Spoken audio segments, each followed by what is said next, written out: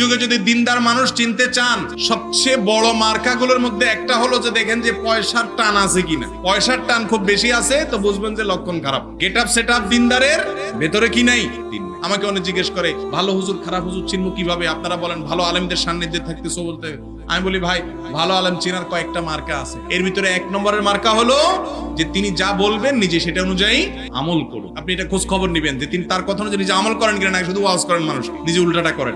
এক। দুই নম্বর হলো ফরজ আমলের পাশাপাশি নফল আমলের পাবন্দি করেন, তাহাজ্জুদ পড়েন, ইশরাক করেন, চাষ্ট করেন, যাকাত দেওয়ার পাশাপাশি দান দক্ষিণা করেন। এক কথা নেক আমল করার আগ্রহ তার মধ্যে আছে, এটা খেয়াল করবেন আছে কি। নাম্বার তিন, পয়সার টান আছে কি। পয়সা সবারই দরকার আছে, কিন্তু মোহ আছে কিনা। টান বলতে আমি মোহ বলতেছি, লোভ, যে পয়সা ছাড়া কিছু বুঝি না, খাই খাই ভাব, এটা আছে কি। তো এই তিনটা আলামত দেখে আপনি ভালো মানুষ নিরূপণ করবেন। এই যুগে দেখবেন নামাজি মানুষ পাওয়া যায়, দাড়িওয়ালা মানুষ পাওয়া যায়, কিন্তু দুনিয়ার টান নাই, মোহ নাই, এরকম মানুষ পাওয়া আল্লাহ আমাদেরকে বুঝার তৌফিক দান করুন।